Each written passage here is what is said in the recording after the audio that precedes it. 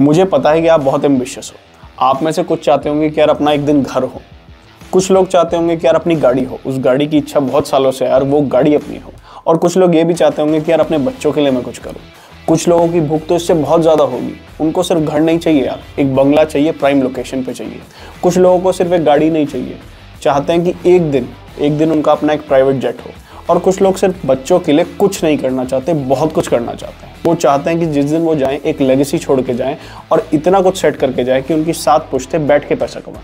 ये तभी पॉसिबल है अगर आप एक अच्छी इंडस्ट्री में आज की डेट में अपना एफर्ट डाल रहे हो। क्या है ना यार, अगर बहुत टैलेंटेड आदमी भी होगा ना और वो एक एवरेज इंडस्ट्री में फंस गया, डाउनवर्ड इंडस्ट्री में फंस गया, तो कुछ नहीं कर पाएगा। लेकिन अगर एक एवरेजली टैलेंटेड आदमी भी बहुत सिंसियर एफर्ट डाले और एक ग्रोइंग इंडस्ट्री में घुस जाए तो उसको कोई नहीं रोक सकता करोड़पति और अरबपति बनने से। इस वीडियो में हम कुछ ऐसी ही इंडस्ट्रीज की बात करेंगे, और सिर्फ ये नहीं जानेंगे कि इंडस्ट्रीज कौन सी है, ये भी जानेंगे कि उन इंडस्ट्रीज में आप कैसे घुस सकते हो और कैसे अपना गेम खेल सकते हो। टेक्नोलॉजी, आपने कंपनीज लाइक टीसीएस, विप्रो का नाम सुना होगा, जो कि टेक्नोलॉजी की वजह से बहुत कम टाइम में बहुत बड़ी बनी है। अच्छा, आप अगर टेक्नोलॉजी में खेलना चाहते हो तो आपके पास 2 तरीके हैं। सबसे पहला तरीका तो क्या है कि आप एक एग्जिस्टिंग बिजनेस पकड़ो और उसमें टेक्नोलॉजी डाल दो, उसको टेक्नोलॉजी से स्केल कर सकते हैं, एफिशिएंट कर सकते हैं पूरे प्रोसेस को, और पूरे प्रोसेस को स्ट्रीमलाइन किया जा सकता है। बाय डिफॉल्ट टेक्नोलॉजी का फायदा तो ये होता ही है कि वो स्केलिंग में मदद करती है। किसी भी चीज को स्केल करना हो तो आप टेक्नोलॉजी से बहुत एफिशिएंटली स्केल कर सकते हो। अच्छा, इसके 2 एग्जाम्पल मैं बढ़िया देता हूँ आपको, जिससे आप समझ सको। एक तो ऊबर का, ऊबर के बारे में हमने सबने सुना है। ऊबर ने टैक्सी इंडस्ट्री को टेक्नोलॉजी की वजह से स्ट्रीमलाइन कर दिया। नहीं तो पहले क्या था, कुछ हैंडफुल लोगों के पास बहुत ही फ्रेगमेंटेड मार्केट थी और बहुत हैंडफुल लोगों के हाथ में टैक्सी इंडस्ट्री थी, लेकिन उन्होंने उसको ऑर्गेनाइज करा, स्ट्रीमलाइन करा टेक्नोलॉजी के साथ साथ, और उसके बाद फिर उसको स्केल कर दिया। ऐसे ही एक पिच आई थी शार्क टैंक पे, मैंने देखी थी, यान बाजार करके थी। उन्होंने क्या है, टेक्सटाइल इंडस्ट्री जो है उसका जो मार्केटिंग और जो सेल्स वाला प्रोसेस है और जो डिस्ट्रीब्यूशन वाला प्रोसेस है, उस सारे प्रोसेस को टेक्नोलॉजी से स्ट्रीमलाइन करा है। और मुझे लगता है कि उनके बेसिक्स ठीक है, और एक ऐसी इंडस्ट्री को उन्होंने पकड़ा है जो बहुत ज्यादा फ्रेगमेंटेड है but at the same time बहुत बड़ी इंडस्ट्री है। तो शायद लॉन्ग टर्म में अगर वो अच्छा करते हैं तो बहुत बढ़िया रिजल्ट निकाल सकते हैं अपने बिजनेस से। अच्छा, दूसरा तरीका ये है कि आप software as a service offer करो। जो एग्जिस्टिंग बिजनेसेस है उनको ऐसा सॉफ्टवेयर दो कि वो अपना बिजनेस बढ़ा सके आपके सॉफ्टवेयर के दम पर। इसका बहुत बड़े एग्जाम्पल है टैली, अकाउंटिंग सॉफ्टवेयर है और आज की डेट में मार्केट लीडर बना बैठा है। और उन्होंने किया क्या है, आप समझो, टेक्नोलॉजी का एक मेन बेनिफिट ये होता है कि 0 कॉस्ट ऑफ रेप्लिकेशन। उसका मतलब क्या हुआ, प्रोडक्ट अगर आपको 10 पीस बेचना है तो आपको 10 प्रोडक्ट बनाने पड़ेंगे। अगर आपको 100 पीस बेचना है तो आपको 100 पीस बनाने पड़ेंगे, और आपको 1000 पीस बेचना है तो 1000 पीस बनाने पड़ेंगे। लेकिन सॉफ्टवेयर में ऐसा नहीं होता। आपने एक बार एक सॉफ्टवेयर बना दिया, उसको बिल्कुल स्मूथ कर दिया, एफिशिएंट कर दिया, उसके बाद टाइम टू टाइम सिर्फ अपग्रेड देना पड़ता है, मेंटेनेंस, कस्टमर सर्विस करते रहो, सेल्स करो और मार्केटिंग करो और प्रोडक्ट को दबा के बेचो। हर बार एक नया सॉफ्टवेयर बनाने की जरूरत नहीं। तो इसी तरह इसमें कमाई होती है। एक बहुत नई कंपनी आई है शिपरॉकेट करके, आपने सुना होगा। इन्होंने क्या देखा कि इंडिया में यार ई कॉमर्स बहुत तेजी से बूम हो रहा है, और वो खाली लिमिटेड नहीं है सिर्फ अमेजॉन और फ्लिपकार्ट से। शुरू में तो क्या लोग अमेजॉन और फ्लिपकार्ट को ही ई कॉमर्स समझते थे, आजकल क्या है लोग अपनी वेबसाइट्स क्रिएट कर रहे हैं। तो उसमें क्या है, हर बंदे को लॉजिस्टिक सर्विस चाहिए। भाई कोई भी प्रोडक्ट हो, कुरियर तो चाहिए, तभी ई कॉमर्स चल सकता है। शिपरॉकेट ने आइडेंटिफाई करा इस नीड को और उन्होंने एक सिंगल डैशबोर्ड क्रिएट करा जिसमें सारी की सारी उन्होंने कंपनीज, जो कुरियर कंपनीज है, वो सिंगल डैशबोर्ड पे दे दी। अब क्या है, इंडिविजुअली एज अ सेलर या as a e commerce operator मेरे को जाने की जरूरत नहीं है कि यार मेरे को प्रोडक्ट बेचना है तो इस कंपनी से भी कॉन्टैक्ट करूँ, इस कुरियर कंपनी से भी कॉन्टैक्ट करूँ, इससे करूँ, इससे करूँ, इससे करूँ। सिंगल डैशबोर्ड पे सारी कंपनीज बहुत रीजनेबल रेट्स पे मिल जाती हैं। कोई भी पैकेट किसी भी कुरियर कंपनी से शिप कर सकता हूँ, और उसके बाद tracking, customer queries, everything can happen from a single dashboard. आप अपने आप से पूछो कि क्या आप टेक्नोलॉजी को समझते हो और क्या आप टेक्नोलॉजी में घुसने के लिए तैयार हो। फूड एंड बेवरेज, भाई खाने की तो हमेशा जरूरत बढ़ती ही जाएगी। पॉपुलेशन बढ़ रही है और बॉडी को चलाने के लिए खाना चाहिए, तो खाने की हमेशा जरूरत पड़ेगी। और आजकल क्या है, हमें टेस्ट चाहिए, हर बंदे को टेस्ट चाहिए, सिर्फ बॉडी को चलाने के लिए नहीं, टेस्ट के लिए भी खाना खाते हैं लोग। तो उससे क्या है कि लोग रेस्टोरेंट भी जाते हैं, कैफे भी जाते हैं, नहीं तो घर पे स्विगी जोमेटो से भी मंगाते हैं। तो खाने की डिमांड तो लगातार बढ़ती ही जा रही है। और आप नॉर्मली समझो कि जब आप खाना खाते हो बॉडी के लिए, तो आप क्या दाल, रोटी, सब्जी खाओगे, उसकी कॉस्टिंग 30-40 रुपए पर बंदा आएगी। लेकिन जब आप बाहर जाते हो रेस्टोरेंट, कैफे में, तो हो सकता है आप 300, 400, 500 डिपेंडिंग ऑन योर सर्कमस्टेंसेस कितना ही पैसा पर बंदा खर्च कर देते होंगे। तो आप समझो कितनी कमाने की अपॉर्चुनिटी है। अब आप फूड एंड बेवरेज इंडस्ट्री में अगर कमाना चाह रहे हो तो आपके पास मोटा मोटा 3 ऑप्शन है।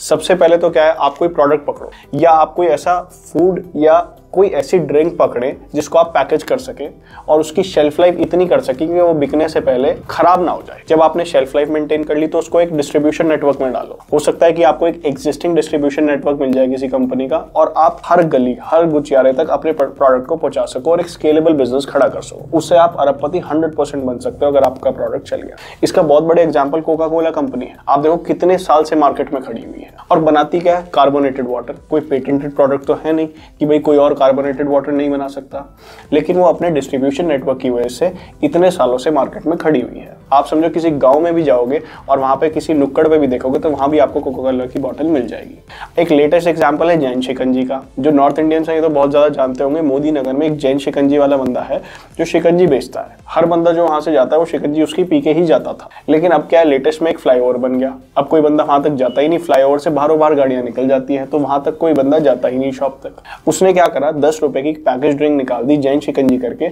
और अब वो इतनी क्वांटिटी में सेल कर रहा है कि डिमांड ज्यादा है और उसके बाद सप्लाई कम है। अच्छा, दूसरा ऑप्शन आपके पास है कि कोई कैफे या रेस्टोरेंट स्टार्ट कर लीजिए। कैफे का भी आजकल बहुत ट्रेंड हो गया और बहुत कम इन्वेस्टमेंट में, बहुत लिमिटेड इंटीरियर्स पे आप अपने ग्राउंड फ्लोर पे कर सकते हैं, अपने टेरेस पे कर सकते हैं। बहुत मिनिमम इन्वेस्टमेंट पे आप स्टार्ट कर सकते हैं। और अगर आपका रेस्टोरेंट कैफे चल जाता है और आपको लगता है कि यार कोई ऐसा मेरा पर्टिकुलर प्रोडक्ट है जो लोगों को बहुत पसंद आ रहा है, या जो मैं मेन्यू ऑफर करता हूँ बहुत रीजनेबल रेट्स पे करता हूँ, लोग बहुत क्वांटिटी में मेरे पास आ रहे हैं, तो आप क्या फ्रेंचाइजी स्टार्ट कर सकते हो या अपनी ही ब्रांचेस खोल सकते हो। इससे आप एक स्केलेबल बिजनेस खड़ा कर सकते हो। बहुत बड़े एग्जांपल इसका वाओ मोमोज है, जिन्होंने 2008 में अपना बिजनेस स्टार्ट करा था और 2021 तक उन्होंने 425 आउटलेट्स खोले 19 सिटीज में और बहुत रैपिडली ग्रो कर रहे हैं। अच्छा, हो सकता है कि यार आप इतना बड़ा बिजनेस नहीं करना चाहते, आपका टारगेट अरबपति बनना है ही नहीं, आप करोड़पति में भी खुश हो और आपके पास मिनिमम इन्वेस्टमेंट है, तो आपके लिए बहुत बढ़िया एक मॉडल है क्लाउड किचन करके।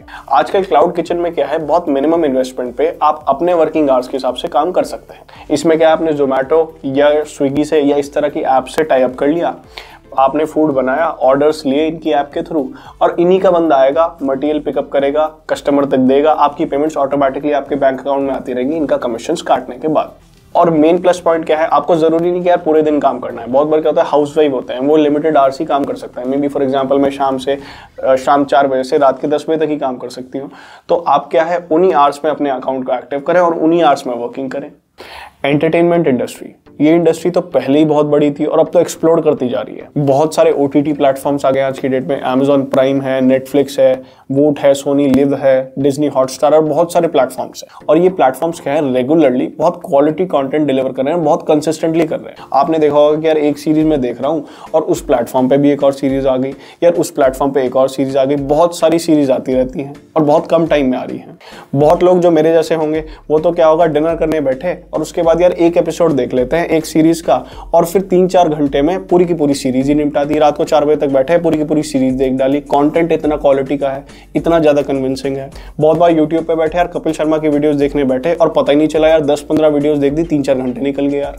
एंटरटेनमेंट आज की डेट में नीड बन चुका है लोगों को। अब एज एन आर्टिस्ट आपके पास पहले ये ऑप्शन रहता था कि यार अगर आप कठपुतली का डांस दिखाते हो या आप मैजिक शो करते हो या आप सिंगिंग और डांसिंग करते हो तो आप क्या शोज बुक करोगे लोकली या आसपास के एरियाज में बुक करोगे या कहीं जाओगे, तो आपका ज्योग्राफिकल लिमिटेशन रहता था और आप अपने काम को स्केल नहीं कर पाते थे। और या अगर आप बॉलीवुड इंडस्ट्री मूवीज में घुसना चाहते थे तो आपको सीधे मुंबई जाना पड़ता था। वहां पे लोगों की बटरिंग करनी पड़ती थी, स्ट्रगल करना पड़ता था और टैलेंट होने के साथ साथ बटरिंग स्किल्स भी होने पड़ते थे, तभी आप लैडर में आगे बढ़ पाते थे, तभी आपको अपॉर्चुनिटी मिल पाती थी। लेकिन आज की डेट में बैरियर्स वगैरह हट गए हैं, सिनेरियो पूरा का पूरा चेंज हो गया है। आज की डेट में यूट्यूब आ गया है। आपने देखा होगा अनुराग सिंह बस्सी करके एक कॉमेडियन है, उनकी एक वीडियो वायरल गई और उसके बाद पूरा देश उनको जानता है। यार आप सिंगर हो, डांसर हो, कॉमेडियन हो, आप कुछ भी करते हो, आर्ट एंड क्राफ्ट करते हो, आप एज एन आर्टिस्ट अपनी लिविंग यूट्यूब से बना सकते हो और एक करोड़पति बन सकते हो। और खाली यूट्यूब नहीं, प्लेटफॉर्म बहुत सारे हैं। इंस्टाग्राम पे आप अपनी फॉलोइंग बना लो, सेम चीज करो, करोड़ों रुपए आप कमा सकते हो। ये तो बात थी करोड़पति बनने की। अगर आप इसको नेक्स्ट लेवल पे ले आना चाहते हो और अरबपति बनना चाहते हो तो आप ये सोचो कि एंटरटेनमेंट इंडस्ट्री में आप एक स्केलेबल बिजनेस कैसे खड़ा कर सकते हो। हेल्थ केयर, आज की डेट में हर घर में कोई ना कोई किसी ना किसी प्रकार की दवाई तो खा ही रहा है। भाई 35 इयर्स की एज होती नहीं और दिल्ली जैसे शहर में तो आदमी के आधे बाल उड़ जाते हैं। डायबिटीज कॉमन बीमारी हो चुकी है। उसके बाद क्या है, स्ट्रेस इतना हर बंदे की लाइफ में बढ़ चुका है कि बीपी नॉर्मल है। बच्चों में भी बीपी की प्रॉब्लम आने लगी है। नए नए तरह के बुखार आने लगे हैं। 10 साल पहले तो हमने डेंगू के बारे में सुना भी नहीं था और आज की डेट में डेंगू कॉमन है। और उसके बाद अभी कोविड आया था और दिन पे दिन नई नई बीमारियां आती जा रही है। हमारा लाइफस्टाइल बेकार हो चुका है, खाना पीना हमें बाहर का है और उसके बाद एक्सरसाइज हमें करनी नहीं है। इसका सभी चीज़ों का डायरेक्ट इम्पैक्ट यह है कि हेल्थ इंडस्ट्री में डिमांड बढ़ती जा रही है। और ये तो सिर्फ एक डिमांड बढ़ रही है, आप समझो। डिमांड के साथ नॉर्मली किसी भी बिजनेस में क्या होता है कि प्राइस वॉर होता है और उसके बाद रेट घटते हैं, क्योंकि डिमांड बहुत तेजी से बढ़ रही होती है, नए नए प्लेयर्स आ रहे होते हैं। हेल्थ केयर इंडस्ट्री में ऐसा बिल्कुल भी नहीं होता। भाई आप किसी डॉक्टर के पास जाओ, उसने ओपीडी के आपसे 1000 रुपये मांग लिए, कभी उससे बात करके देखो भाई साहब 800 में चला लो, अच्छा 900 रुपये में फाइनल करते हैं। या आप उससे बात कर लेना, भैया हम आपके रेगुलर कस्टमर हैं, महीने के एंड में टोटल पैसा दे देंगे। ऐसा कभी डॉक्टर के यहाँ नहीं होता। वो आपको पर्चा भी कटवाएगा, अपने हिसाब से पैसा भी लेगा, बहुत लिमिटेड टाइम देगा और 2 घंटे वहां इंतजार भी कराएगा। अब आप समझो कोई इंडस्ट्री जिसमें डिमांड इतनी ज्यादा है और प्राइसेस सप्लायर के मुताबिक हैं, तो वो इंडस्ट्री कितनी पावरफुल होगी। अगर आप एक टियर 2 सिटी में एक एवरेज डॉक्टर भी, एक एवरेज गुड डॉक्टर भी बन गए तो आप करोड़पति तो बहुत इजीली बन जाओगे, बहुत कम टाइम पीरियड में बन जाओगे। और अगर आप इसको अरबपति के लेवल पे ले आना चाहते हो तो आपको इसको बिजनेस में कन्वर्ट करना पड़ेगा। हो सकता है कि आपको 3-4 डॉक्टर अपने नीचे रखना पड़े, अपने आप को एक हॉस्पिटल में कन्वर्ट करना पड़े। हो सकता है कि फार्मेसीज खोलनी पड़े, एम्बुलेंसेज अपनी लगानी पड़े, या किसी मेडिसिन की मैन्युफैक्चरिंग में घुसना पड़े, और उसके बाद फिर आप अरबपति बन सकते हो। इसका बढ़िया एग्जाम्पल क्या है, रेड्डी साहब ने अपोलो हॉस्पिटल स्टार्ट करा था। फाइनेंशियल ईयर 2022 में इनकी रेवेन्यू 14,670 करोड़ की थी। फाइनेंस, बहुत लोगों ने तो बहुत सारे लोगों का पैसा मैनेज करके ही अपना पैसा बनाया है। राकेश झुनझुनवाला जी हो गए, विजय केडिया जी हो गए, रामदेव अग्रवाल जी हो गए, या बहुत सारे ऐसे इन्वेस्टर्स हो गए जिन्होंने पहले तो अपना पैसा मैनेज करा, उस पैसे को बढ़ाया और फिर क्या इन्वेस्टमेंट फर्म सेटअप कर ली जिससे कि लोगों का पैसा भी मैनेज कर सके। और ये तो इंडिविजुअल लोग हो गए। बहुत सारी कंपनीज हैं, बड़ी बड़ी कंपनीज, बैंकिंग कंपनीज, जैसे कि एक्सिस बैंक हो गया, HDFC बैंक हो गया, या कोटक महिंद्रा बैंक हो गया, या इन्वेस्टमेंट फर्म्स हो गई, NBFCs हो गए, या इन्वेस्टमेंट बैंकिंग फर्म्स हो गई। ये सभी लोगों के पैसे को मैनेज करके ही पैसा बनाते हैं। अब आप देखो, जैसे आप और मेरे जैसे मिडिल क्लास लोग हैं, बैंकिंग कंपनीज हमारा पैसा मैनेज करती हैं और हमारे जैसे करोड़ों लोगों का पैसा मैनेज करती हैं, तो कितना बड़ा कॉर्पस मैनेज करती होंगी। और उसके बाद फिर वो कुछ हैंडफुल कंपनीज होती हैं, कुछ हैंडफुल कंपनीज जैसे कि टाटा, रिलायंस, बड़ी बड़ी कंपनी जिसके पास पैसे की कोई लिमिट ही नहीं है, उन कंपनीज का पैसा मैनेज करती है। अब जो कंपनी इतना बड़ा पैसा, इतना बड़ा कॉर्पस मैनेज कर रही है, अगर वो 1.5%, 1%, 2% भी कमाती है उस कॉर्पस का, तो कितना बढ़िया पैसा कमा रही है। हमेशा याद रखना कि फाइनेंस इंडस्ट्री में पूरी कैपेसिटी है आपके फाइनेंसेस का ध्यान रखने की। एनर्जी इंडस्ट्री में बहुत सारे अरबपति ऑलरेडी बैठे हुए हैं। आपने अरब कंट्रीज देखी होगी, वहाँ के शेख लोग, बहुत लोग तो कहते हैं कि वो सोने में खेलते हैं। उसका रीजन क्या है? ऑयल वहाँ पर है। और बहुत लोगों का मानना तो ये है कि वहाँ पे इनकम डिस्क्लोज नहीं करनी पड़ती। अदरवाइज जो हमारी अमीर लोग हैं ना, टॉप रिच पीपल, जैसे कि गौतम अडानी हो गए, मुकेश अंबानी हो गए, वॉरेन बफे हो गए, या आप समझो जेफ बेजोस हो गए, इलॉन मस्क हो गए, ये सभी लोग, इनसे बहुत ज्यादा पैसा है इन लोगों के पास। और जो एनर्जी इंडस्ट्री है ना, अब ये अपनी डायरेक्शन चेंज कर रही है, ये रिन्यूएबल एनर्जी की तरफ जा रही है आउट ऑफ नेसेसिटी। इसके फायदे क्या हैं भाई? मेन तो रिन्यूएबल एनर्जी इनफाइनाइटली अवेलेबल है, कोई लिमिट तो है नहीं, और उसके बाद बहुत चीप रिसोर्स है, चीप एज इन बहुत सस्ता रिसोर्स है। आज की डेट में टॉप पे सोलर एनर्जी है। सोलर एनर्जी दिन पे दिन बहुत तेजी से बढ़ती जा रही है, और इसके बाद विंड एनर्जी और हाइड्रो एनर्जी भी तेजी से बढ़ रही है। भाई इलॉन मस्क का नाम तो आपने और मैंने सबने सुना है, और आप जानते हैं कि वो 10-15 साल में जो इंडस्ट्रीज ग्रो करती हैं उन्हीं में पैसा लगाते हैं, और उन्होंने सोलर सिटी स्टार्ट करा है। तो आप समझ सकते हैं कि इस इंडस्ट्री के ग्रोथ करने की पॉसिबिलिटी बहुत अच्छी है। अब मेरे और आप जैसा आदमी कैसे पैसा कमाए? जरूरी तो है नहीं कि सोलर सिटी जैसा बड़ा प्रोजेक्ट बनाना है, बड़ी कंपनी स्टार्ट करनी है। आप हो सकता है एक स्टार्टअप कर लो, उसमें क्या है, कोई इनोवेशन ले आओ, ऐसी इनोवेशन ले आओ जो इस इंडस्ट्री को नेक्स्ट लेवल पे ले जा सके, इस इंडस्ट्री को इंप्रूव कर सके, तो आप बहुत बढ़िया पैसा कमा सकते हो। लाइसेंसेस दे सकते हो, बड़ी कंपनीज की मदद करके फिर बढ़िया पैसा कमा सकते हो। और हो सकता है कि आप इतना इनोवेशन में नहीं हो, आप टेक्नोलॉजी को इतना नहीं समझते, आप इतना माइन्यूट नहीं जाना चाहते, सिर्फ पैसा लगाना चाहते हो, तो आपके पास बहुत बढ़िया तरीका है। मेरे दो तीन फ्रेंड्स हैं जिन्होंने क्या करा भाई, 1-1 करोड़ रुपए डाले, शहर से दूर एक जगह ले ली गांव खेड़े में, जहां पे बहुत सस्ती प्रॉपर्टी मिल जाती है। बैलेंस जितनी भी प्रोजेक्ट कॉस्ट थी सोलर प्रोजेक्ट लगाने की, वो सारी उन्होंने बैंक लोन करवा लिया। 3-4 साल में उनकी कॉस्ट निकल गई, जो उनका बैंक लोन था वो सारे पूरे हो गए, और उसके बाद जो भी वो पैसे की कमाई कर रहे हैं वो उनकी डायरेक्ट पॉकेट में जा रहा है। और मेन प्लस पॉइंट क्या है, ये पूरा का पूरा प्रोजेक्ट जो है बहुत सस्ते में हो गया है, क्योंकि सब्सिडीज मिल गई उनको गवर्नमेंट की तरफ से। उसके बाद जितनी भी बिजली है वो सारी की सारी गवर्नमेंट ही खरीद लेती है, तो कस्टमर ढूंढने की कोई प्रॉब्लम नहीं। तो आप समझो बैठे बैठे सिर्फ मेंटेनेंस पे उन्होंने बहुत बढ़िया पैसा बना लिया है 4-5 साल में। आपने ये वीडियो एंड तक देखी, यानी आप सिर्फ बातें करने में विश्वास नहीं रखते, आप एक्चुअली में एक स्ट्रॉन्ग सपना देख के आए हो और आप अमीर बनना चाहते हो। और इस सपने को पूरा करने के लिए मैं लाया हूँ आपके लिए एक बोनस टिप। लेकिन इस बोनस टिप से पहले मैं आपसे रिक्वेस्ट करूंगा कि आप इस चैनल को सब्सक्राइब जरूर करें, जिससे मैं हर हफ्ते आऊँ और आपको इतना वैल्यूएबल कंटेंट रेगुलरली देता रहूँ। किसी भी इंडस्ट्री में घुसना और सिर्फ मेहनत करने से आप उसके टॉप पे नहीं पहुंच पाओगे। आपको 2 चीज़ों का और ध्यान रखना पड़ेगा। सबसे पहले तो पैशन।